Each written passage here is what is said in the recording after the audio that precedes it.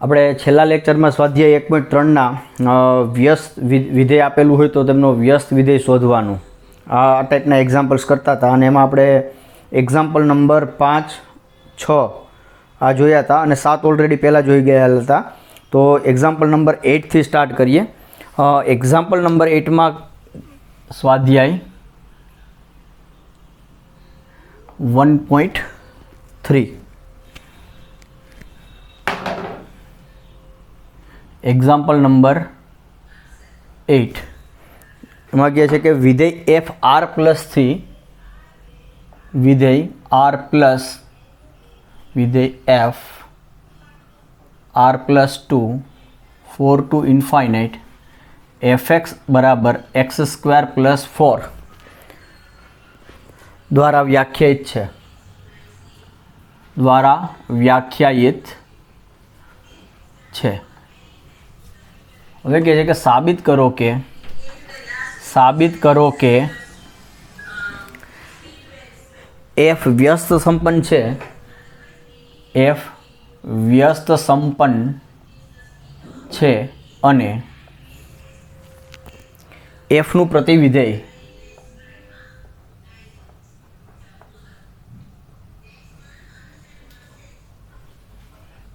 F inverse y બરાબર under root એફનું પ્રતિવિધેય એફ ઇન્વર્સ y બરાબર અંડર રૂટ y માઇનસ 4 દ્વારા દર્શાવાય છે.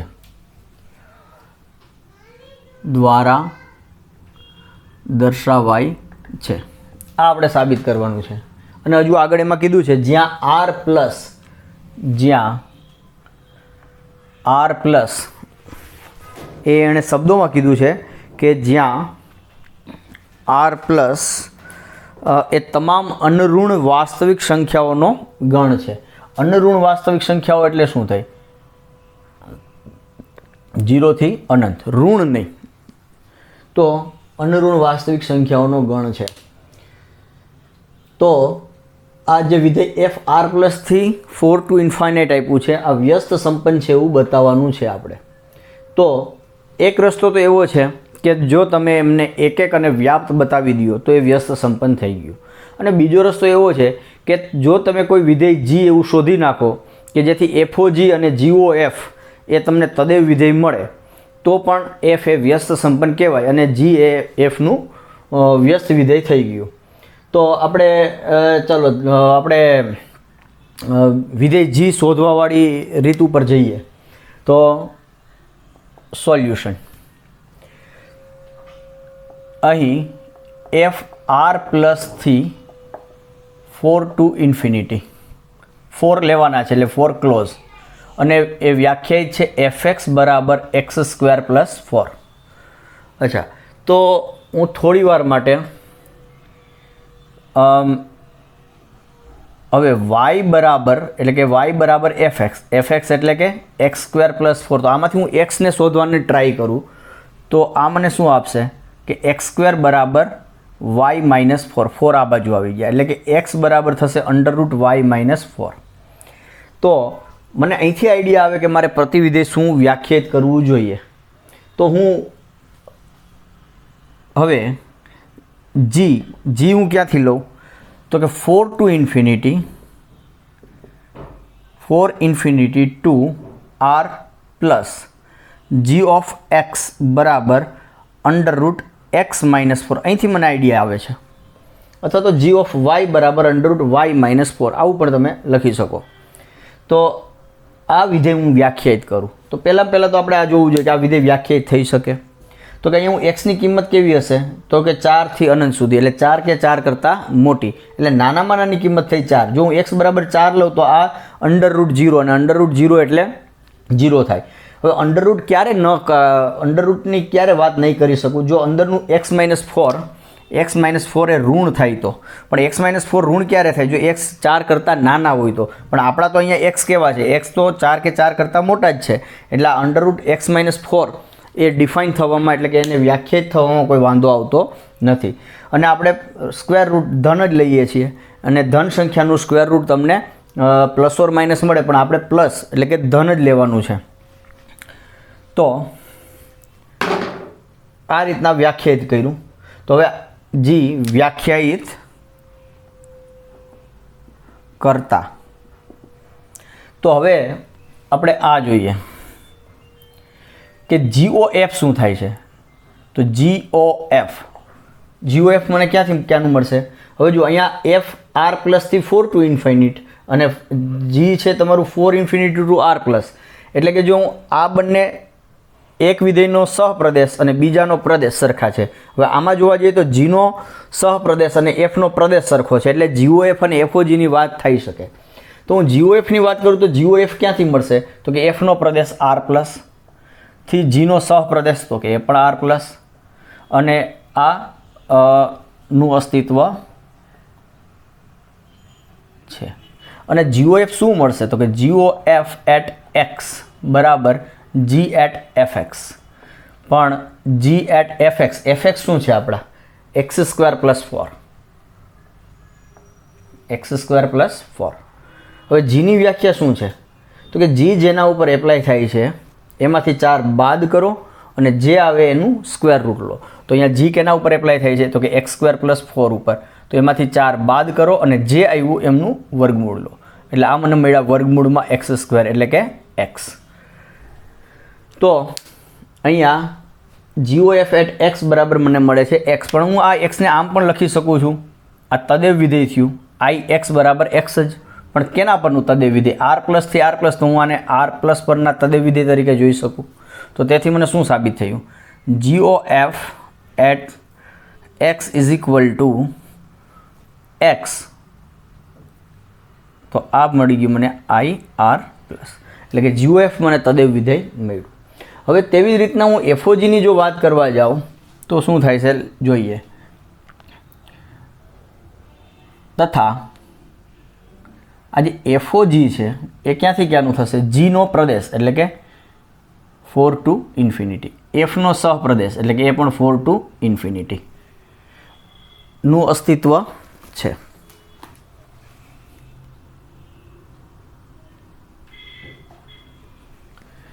અને આ જે FOG એટ x થશે શું? તો કે f એટ gx. એટલે f એટ gx શું છે? x minus 4. gxની વ્યાખ્યા છે √x માઇનસ 4. એફનું કામ શું છે? તો કે f જેના પર એપ્લાય થાય છે x ઉપર તો એનો વર્ગ કરે છે ને એમાં 4 ઉમેરે છે. અહીંયા f કોના ઉપર એપ્લાય થાય છે? √x માઇનસ 4 ઉપર. તો આ √x માઇનસ 4નો વર્ગ કરશે અને એમાં 4 ઉમેરશે. એટલે આ મને મળ્યું x માઇનસ 4 પ્લસ 4 એટલે કે x. પણ આ xને હું આઈડેન્ટિટી ફંક્શન તરીકે એટલે કે તદેવ વિધેય તરીકે જોઈ શકું. તો આ જે આઈડેન્ટિટી ફંક્શન છે એને હું આના પર વિચારું છું 4 ટુ ઇન્ફિનિટી. તો FOG at x is equal to IX. તો એનો મતલબ એવો થયો કે આ FOG બરાબર I 4 to infinity.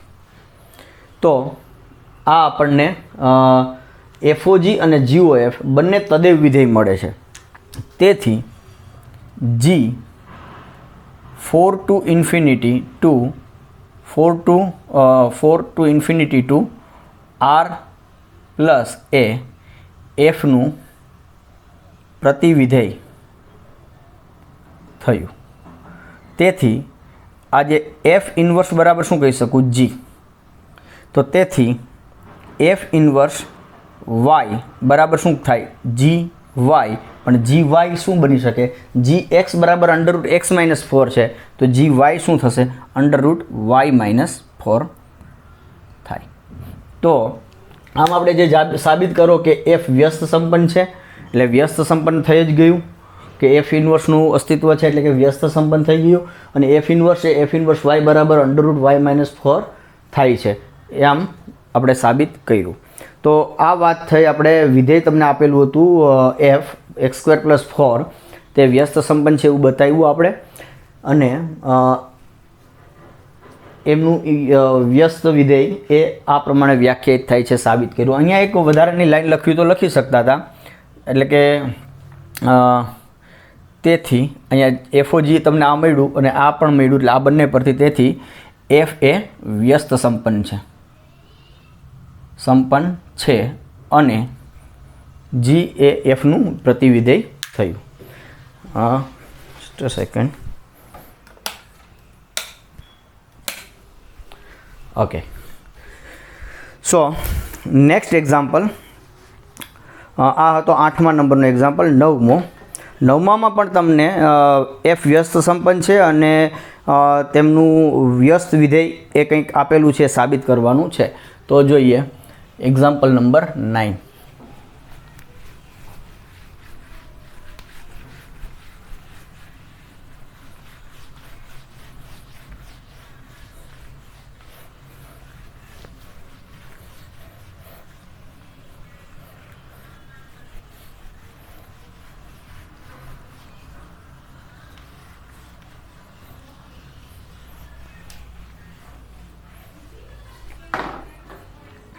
Example number 9. विधेय F R plus 2 -5 to infinity, R plus 2 -5 to infinity, F X बराबर X square plus 9x square plus 6x -5 द्वारा व्याख्यायित है.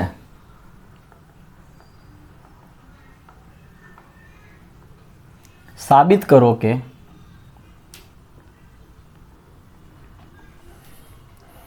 एफ ए व्यस्त संपन्न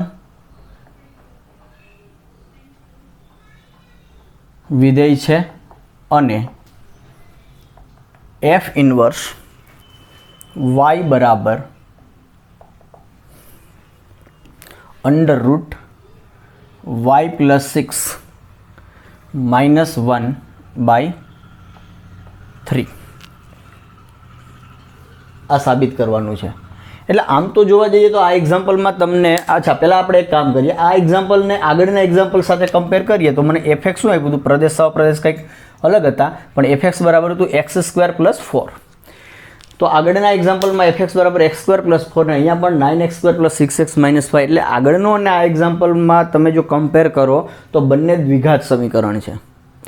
બીજો ડિફરન્સ તમે જોવા જાઓ તો આ દ્વિઘાત સમીકરણમાં મધ્યમ પદ આપેલું છે, x વાળું પદ છે, અહીંયા x વાળું પદ નહોતું. x વાળું પદ નહોતું એટલે શું થતું હતું, તમને y બરાબર એટલે ડાયરેક્ટ તમને x મળી જતા હતા, એટલે કે y - 4 બરાબર x² અને x બરાબર √y - 4 તરત જ મળી ગયા. પણ અહીંયા હવે તમારે x વાળા પદ બે છે, 9x² અને 6x. તો એમાંથી તમે જો એને y કહેશો તો તમને સીધો તરત જ મળે એવું જરૂરી નથી. તો એના માટે તમારે કંઈક કરવું પડશે, બરાબર. હવે આ એક્ઝામ્પલમાં તો અહીંયા આપી જ દીધું છે, જુઓ કે એફ ઇનવર્સ આ થાય છે એવું બતાવવાનું છે. એનો મતલબ કે જી તરીકે મારે આને લઈ લેવું જોઈએ. પણ ધારો કે એક્ઝામમાં આપ્યું નથી, તમને ખાલી આટલું જ કીધું છે કે વિધેય એફ આ દ્વારા વ્યાખ્યાયિત છે અને સાબિત કરો કે એફ એ વ્યસ્ત સંપન્ન વિધેય છે અને એફ ઇનવર્સ મેળવો. ચલો આપણે આ કાઢી નાખીએ છીએ. બુકમાં આવું આપેલું છે, પણ આપણે આને થોડુંક હજુ બુક કરતાં થોડુંક આપણે ટફ બનાવીએ અને એફ ઇનવર્સ મેળવો. ધારો કે આવો પ્રશ્ન આપ્યો છે, મતલબ કે મને પેલું જે એફ ઇનવર્સનું સૂત્ર છે આપેલું નથી, તો કેવી રીતના મેળવશું આપણે? So let S C solution. તો કે અહીં એફ મને આપ્યું છે r + -5 to infinity, F x બરાબર 9x² + 6x -5.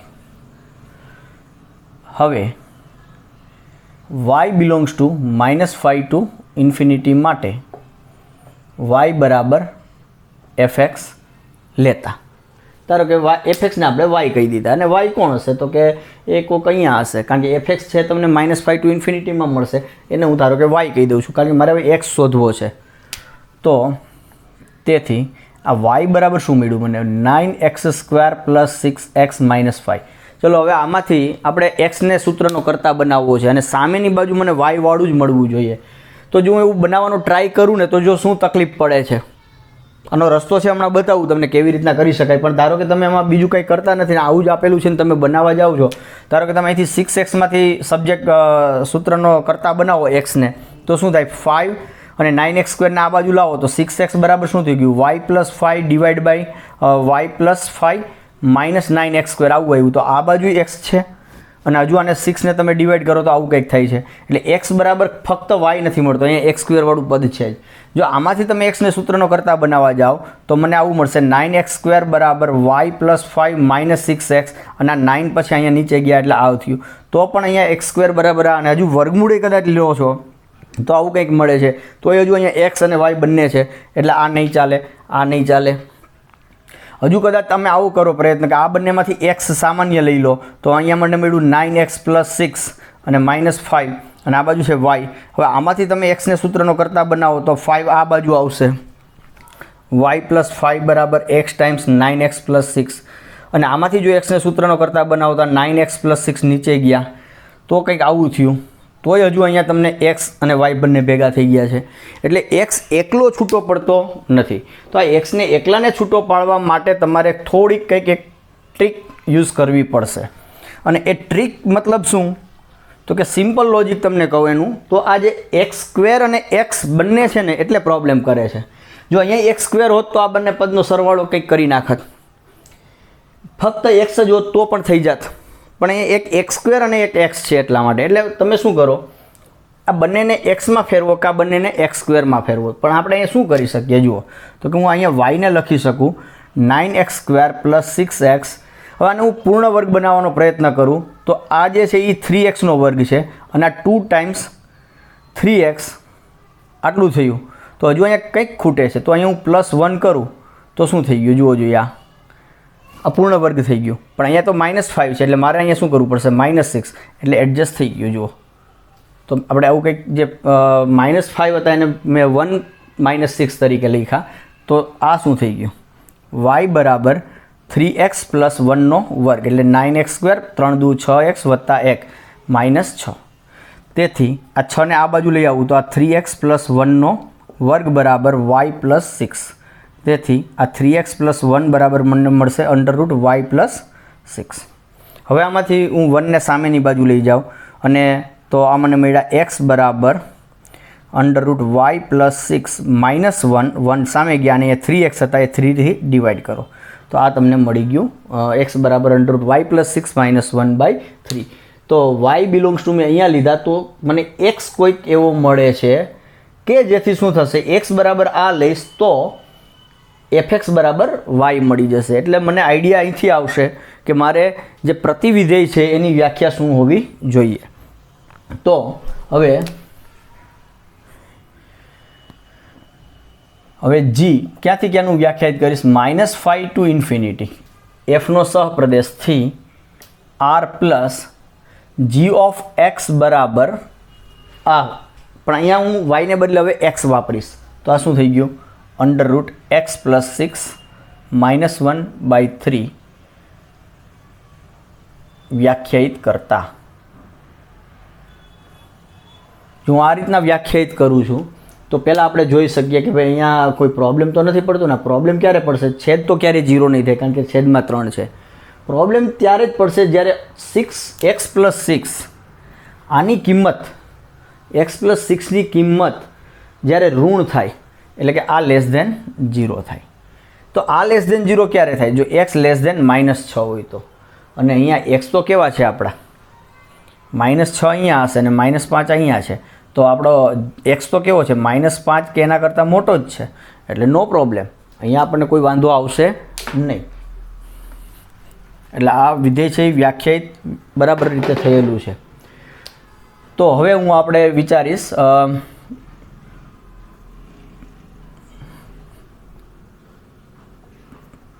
હવે GOF મને ક્યાંથી ક્યાંનું મળશે તો કે fનો પ્રદેશ છે r પ્લસ, gનો સહપ્રદેશ છે r પ્લસ નું અસ્તિત્વ છે તથા આ જે GOF at x શું થશે તો કે g at fx અને જી એટ એફએક્સ, એફએક્સ એટલે શું છે આપણું? FX 9x² plus 6x minus 5 આ છે આપણું. હવે જીનું કામ શું છે? તો કે જી જેના ઉપર એપ્લાય થાય છે એમાં 6 ઉમેરીને એનું વર્ગમૂળ લે છે અને પછી 1 બાદ કરે છે અને પછી ભાગ્યા 3. અચ્છા, તો હું કામ કરી શકું, અહીંયા જુઓ એક સ્ટેપ લખું. આ 9x² પ્લસ અહીંયા આપણે જોયું તો જુઓ 9x² પ્લસ 6x માઇનસ 5 ને હું આવી રીતના પણ લખી શકું છું. જુઓ તો આનો ડાયરેક્ટ યુઝ કરું તો આ બનશે તમારું 3x પ્લસ 1નો વર્ગ માઇનસ 6. આના બરાબર આ જ થાય છે. તો હવે જીનું કામ શું છે? જેના ઉપર એપ્લાય થાય છે એમાં 6 ઉમેરે છે, એટલે કે આ 3x પ્લસ 1ના વર્ગ માઇનસ 6માં એપ્લાય થયું તો એમાં પ્લસ 6 એનું વર્ગમૂળ લે છે અને એમાંથી 1 બાદ કરે છે અને ભાગ્યા 3 કરે છે. એટલે શું થઈ ગયું? 6 6 કેન્સલ, એટલે 3x પ્લસ 1નો વર્ગ એનું વર્ગમૂળ, એટલે આ મને મળ્યા 3x પ્લસ 1 જ, અને માઇનસ 1 તો 12 છે જ, divide by 3. 1 1 cancel, 3x by 3 એટલે x. તો આવું કંઈક થયું. અને આ જે x છે એને હું જોઈ શકું ir પ્લસ x. આ તદેવ વિધેય થયું r પ્લસ પરનું. તો તેથી અહીંયા શું સાબિત થયું આપણી આગળ? તેથી આ જે GOF એ મને મળે છે ir પ્લસ. તને પરિણામ નંબર 1 આપી દઉં છું. હવે હું FOGની ચર્ચા કરું તો હવે FOG ક્યાંથી ક્યાં થશે? -5 to infinity to -5 to infinity. જીનો પ્રદેશ એફનો સહપ્રદેશ, જીનો પ્રદેશ એફનો સહપ્રદેશ નું અસ્તિત્વ છે. તથા આ જે FOG આપણે શોધીએ, FOG એટ x, તો શું મળશે? f at gx. અને f એટ gx, gx શું છે? √x plus 6 minus 1/3. હવે એફનું શું કામ છે? તો કે એફ જેના ઉપર એપ્લાય થાય એટલે કે x, તો એના વર્ગને 9 વડે ગુણે છે, પછી એક્સને 6 વડે ગુણીને એમાં ઉમેરે છે અને 5 બાદ કરે છે. એટલે અહીંયા એફ આના ઉપર એપ્લાય થયો છે તો એનો વર્ગ કરીએ આપણે. √x પ્લસ 6 બાય માઇનસ 1/3 આનો વર્ગ, એને 9 વડે ગુણો, એમાં પ્લસ √x પ્લસ 6 માઇનસ 1/3 અને 6 વડે ગુણો અને એમાંથી 5 બાદ કરો. તો મારે આનું સાદું રૂપ આપવાનું થાય. તો અહીંયા 3નો વર્ગ એટલે એ 9 થશે, 9 9 કેન્સલ. અહીંયા 3 અને 6 કેન્સલ એટલે અહીંયા 2 જ વધશે. એટલે મારે હવે આનો વર્ગ કરવાનો થયો તો વર્ગ કરું તો √x પ્લસ 6 માઇનસ 1નો વર્ગ એટલે કે x plus 6 minus 2 times √x plus 6 plus 1. અને આ જે છે આ અહીંયા 2 વધ્યા છે એટલે 2 √x પ્લસ 6 માઇનસ 1, એટલે આને 2 ટાઈમ્સ √x પ્લસ 6 માઇનસ 2 અને માઇનસ 5. તો આ પ્લસ 2 √x પ્લસ 6 અને માઇનસ 2 √x પ્લસ 6 આ બંને કેન્સલ થઈ ગયા. -2 -5 -7 પ્લસ 1 એટલે કે -6, એટલે કે આ બધા x પ્લસ 6 -6 એટલે આ થયા x, અને આ x ને હું લખી શકું i -5 ટુ ઇન્ફિનિટી પરનું તદેવ વિધેય. એટલે કે આ કહી શકાય હું FOG બરાબર મને શું મળ્યું કહેવાય? i -5 ટુ ઇન્ફિનિટી પરનું તદેવ વિધેય. આને આપણે કહીએ પરિણામ નંબર 2. ધારો કે તો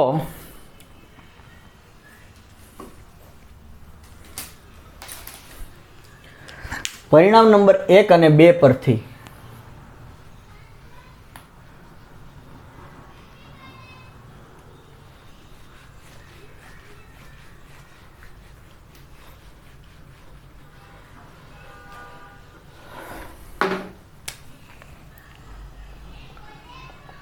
પરિણામ 1 અને 2 પરથી શું થશે કે g -5 to infinity to r plus a વિધેય એફનું પ્રતિવિધેય છે. તેથી એફ ઇન્વર્સ બરાબર મને શું મળ્યું જી. તેથી એફ ઇન્વર્સ વાય બરાબર શું થશે જી વાય. અને તેથી એફ ઇન્વર્સ વાય બરાબર જી વાય. તો જી વાય શું થશે? જી વાયની વ્યાખ્યા છે જી એક્સમાં √x+6 - 1/3. તો વાય છે તો √y+6 - 1/3. તો આમ આપણને એફ વ્યસ્ત સંપન્ન છે અને તેનું પ્રતિવિધેય એ આ છે એ આપણે સાબિત કર્યું. તો જુઓ બુકની અંદર તમને ઓલરેડી આપી જ દીધું હતું કે એફ ઇન્વર્સ તમારું આ છે. તો તમે જી બરાબર આ સીધું લઈને ટ્રાય કરી શકતા હતા કે જી બરાબર તમે સીધું આને જ વિચારો જી ઓફ વાય અથવા તો જી ઓફ એક્સ બરાબર આ લેતા અને તમે એફઓજીન જીઓ એફ તમે શોધશો એટલે તમને તદે વિધેય મળશે.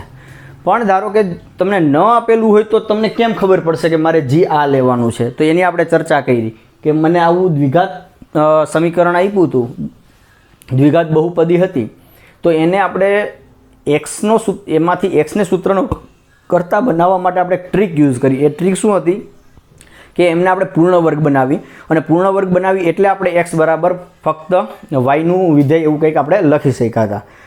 તો આના જેવો જ એક એક્ઝામ્પલ તમને આપ્યો છે ઉદાહરણમાં, ઉદાહરણ નંબર 25. તો ઉદાહરણ નંબર 25 હું આની સાથે જ લઈ લઉં છું કે ઉદાહરણ નંબર 25 અને એ છે તમારા પેજ નંબર 14 ઉપર આપ્યો છે. તો વિધેય એફ એન થી એસ,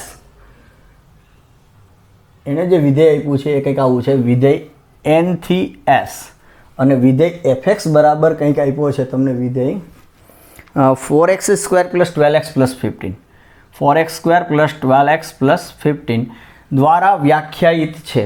સાબિત કરો કે એફ એન થી એસ એટલે કે એફ એ વ્યસ્ત સંપન્ન વિધેય છે જ્યાં અને એફ ઇન્વર્સ મેળવો અને જ્યાં એવું કીધું છે જ્યાં એસ એ એફનો વિસ્તાર છે. આવું આપ્યું છે તમને જ્યાં એસ એ એફનો, અહીંયા જે એસ છે એ વિધેય એફનો વિસ્તાર છે. એફ તમને આવી રીતે વ્યાખ્યાયિત કરેલું છે. મતલબ કે વિધેય જે વ્યાખ્યાયિત કરેલું છે એમાં સહપ્રદેશ કોણ છે? તો કે સહપ્રદેશ એ વિધેયનો વિસ્તાર જ છે એટલે એ વ્યાપ્ત તો થઈ જ ગયું. અને જો આ તમારું 1 હોય, આ વિધેય 1 હોય તો એ વ્યસ્ત સંપન્ન થઈ જાય. તો આ તમને જોઈને જ ખ્યાલ આવે છે કે આ વિધેય 1 વિધેય થશે, કારણ કે તમે એક્સ જુદો જુદો લેતા જાઓ અને એક્સ તમારે લેવાનો ક્યાં છે એનમાંથી. એટલે જેવો તમે કોઈ ધન પૂર્ણાંક પસંદ કરશો એટલે એનો x વર્ગ જ બદલાઈ જાય. કોઈ જુદા જુદા ધન પૂર્ણાંકનો એનો વર્ગ જુદો જુદો જ મળવાનો છે એટલે આ પદ જ અલગ થઈ ગયું અને બાકીના પદ પણ 12x પણ બદલાઈ જશે. તો આખી સંખ્યા બદલાય છે. મતલબ કે જુદા જુદા એક્સ માટે તમને જુદા જુદા એફએક્સ મળે છે. એટલે આ એક તો દેખીતું જ છે. અને જે વિધેયનો સહપ્રદેશ છે એ વિધેયનો પ્રદેશ વિસ્તાર જ આપેલો છે એટલે કે વ્યાપ પણ છે. એટલે વ્યસ્ત સંપન્ન તો થઈ જ ગયું આમ તો જોવા જઈએ તો. પણ તમે આ જીઓએફ અને એફઓજી ટેકનિક વડે જો તમને તદેવ વિધેય મળે છે એફઓજી અને જીઓએફ તો પણ તમે એવું કહી શકો કે આ વ્યસ્ત સંપન્ન છે અને ત્યાંથી તમે વિધેયનું વ્યસ્ત વિધેય મેળવી શકો. તો હવે આપણે અહીંયા મેળવવા માટે શું કરશું એનું વ્યસ્ત વિધેય? તો કે અહીંયા આપણને આપેલું નથી, જે આગળના એક્ઝામ્પલમાં આપી દીધું હતું પણ આપણે એને કાઢી નાખ્યું હતું અને આપણે મેળવ્યું હતું. તો અહીંયા સેમ ટેકનિક આપણે યુઝ કરશું. તો અહીં એફ એન થી એસ એફએક્સ બરાબર 4x² + 12x + 15 છે.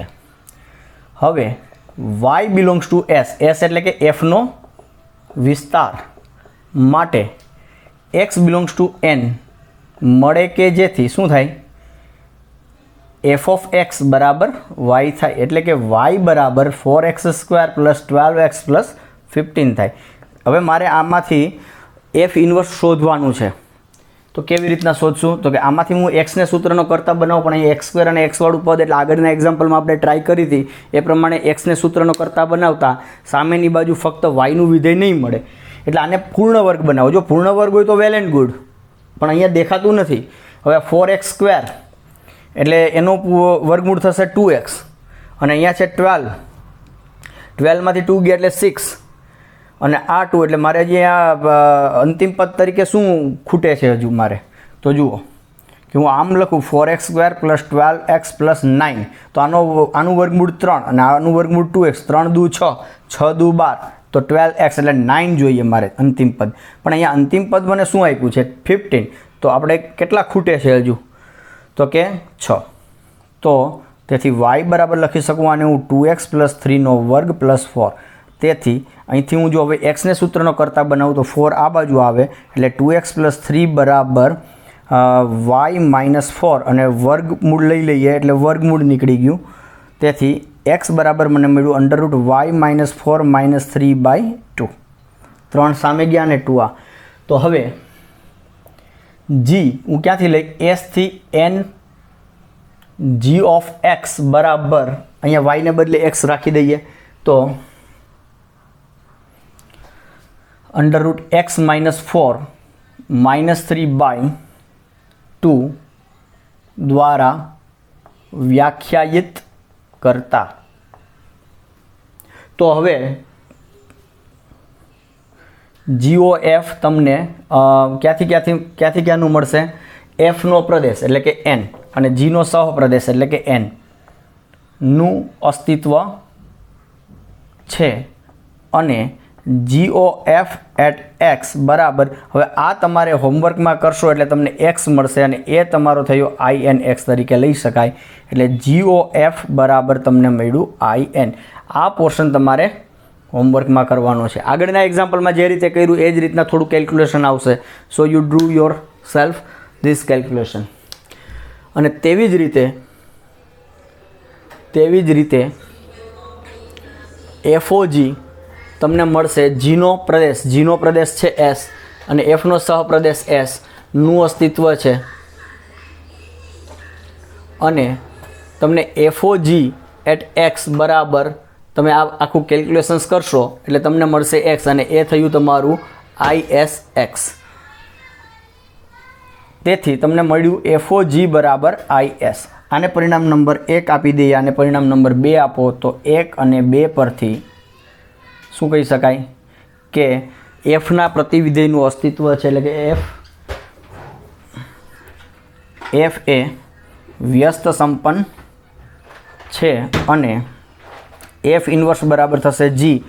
એટલે કે આ તમારું જે વિધેય g આપણે વ્યાખ્યાયિત કર્યું એ, અને fનું ઇન્વર્સ વિધેય તમને મળી ગયું. આ થઈ ગયું તમારું f ઇન્વર્સ x. તો આ તમારે હવે જાતે કરવાનું છે. બાકીનું જે મેં કેલ્ક્યુલેશન્સ રાખ્યું છે અને આ તમને આમાં ગણીને પણ આપેલો છે, તો જ્યાં અટકો ત્યાં એમની હેલ્પ પણ લઈ શકો. તો આ તો ઉદાહરણ નંબર 25 કે જેમની અંદર આપણે વિધેયનું વ્યસ્ત શોધ્યું. અચ્છા, હવે આપણે જોઈએ છે એક્ઝામ્પલ નંબર 10. સ્વાધ્યાય 1.3 નો એક્ઝામ્પલ નંબર 10. હવે જો સંખ્યામાં કંઈક એવું થતું હતું કે મને જો કોઈ વાસ્તવિક સંખ્યા આપેલી હોય તો એમાં 0નો વ્યસ્ત નહોતો મળતો, બાકીની બધી જ સંખ્યાઓનો વ્યસ્ત મળતા હતા. અને કેટલા મળતા, દાખલા કે હું 2 લઉં, 2 belongs to R, તો 2નો વ્યસ્ત થાય 1/2. હવે આ 1/2 સિવાય કોઈ બીજો વ્યસ્ત મળે મને 2નો, તો કે ન મળે.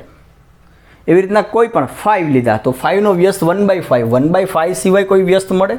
3/2નો વ્યસ્ત 2/3, 2/3 સિવાય બીજો કોઈ વ્યસ્ત છે, તો કે ના. તો કે દરેક સંખ્યાનો વ્યસ્ત જે મળતો હતો ને એ એક જ હતો, માત્ર એક જ, યુનિક.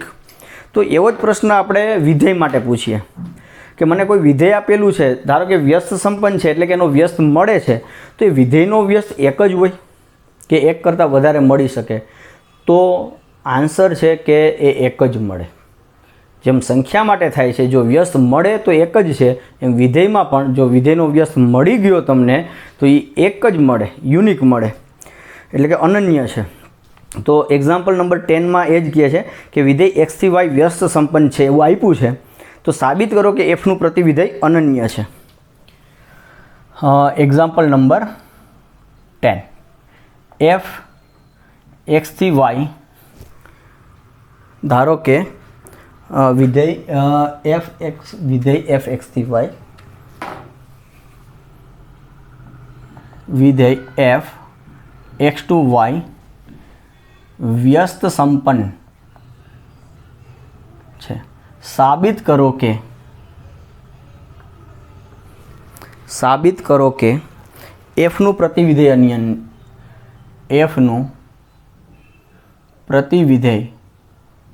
અનન્ય છે. ઓકે, તો સોલ્યુશન અહીં એફ એક્સ થી વાય વ્યસ્ત સંપન્ન વિધેય આપેલ છે, તેથી તેમનો કોઈક વ્યસ્ત મળશે. હવે આપણે બતાવવું છે કે વ્યસ્ત અનન્ય છે. હવે આપણે એવી રીતના શરૂઆત કરીએ કે ધારો કે એમને બે વ્યસ્ત મળે છે, બે વિધેય છે કે જે વિધેય એફના વ્યસ્ત હોય, તો આપણે કંઈક એવું આર્ગ્યુમેન્ટ આપશું, દલીલ કરશું અને પછી એવું બતાવશું કે આ બંને તો એક જ છે. એનો મતલબ એવો થયો કે આ અનન્ય છે એવું સાબિત થયું. તો ધારો કે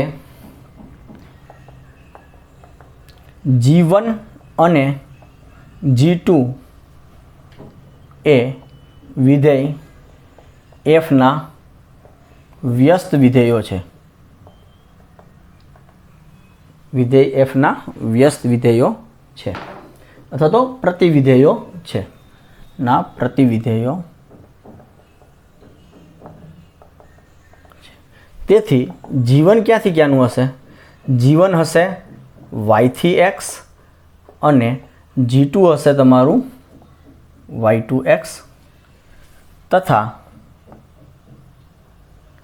આ FOG1 આ શું થશે? FOG1 તો કે FOG1 બરાબર એ તદેવ વિધેય થશે કેના પરનું? તો કે G1 ના પ્રદેશ એટલે કે y પરનું. G1OF શું થશે? તો કે એ પણ તદેવ વિધેય કેના પરનું? x ના પ્રદેશ પરનું એટલે કે ix. અને આ FOG2 શું થશે? તો કે એ iy થશે અને G2OF શું થશે? તો કે એ ix થશે. તો આપણને આ ચાર સંબંધો કંઈક મળ્યા. હવે આમાંથી જેનો આપણે જરૂર પડશે એમનો ઉપયોગ કરશું. તો હવે મારે G1 અને G2 ને હવે મારો ક્લેમ આવો છે કે G1 બરાબર G2 આ બે વિધેયને સરખા બતાવવા છે. જો મેં આ બતાવી દીધું દેન વી આર ડન, તો આપણું કામ પૂરું થઈ ગયું. આ બતાવ્યું છે એનો મતલબ શું થાય કે જો હું બે પ્રતિવિધેયો છે એવું માનીને ચાલું છું તો એ બંને તો સરવાળે મને શું મળે છે? સરખા જ મળે છે. એનો મતલબ કે પ્રતિવિધેય એક જ હોય આવું સાબિત થયું. તો મારે બે વિધેયને સરખા બતાવવા હોય તો શું બતાવવું પડે? તો કે બંનેના પ્રદેશ સરખા, બંનેના સહપ્રદેશ સરખા. તો કે યસ, બંનેના પ્રદેશ અને સહપ્રદેશો સરખા છે જ. ત્રીજી શરત શું બતાવવી પડશે? તો કે બંનેની દરેક બિંદુ આગળ કિંમત સરખી બતાવવી પડશે. તો એ કેવી રીતના બતાવીએ જોઈએ. તો કે હવે G1 અને G2 ના પ્રદેશ કયા છે? y. તો હવે પ્રત્યેક y બિલોંગ્સ ટુ y માટે હું G1 ઓકે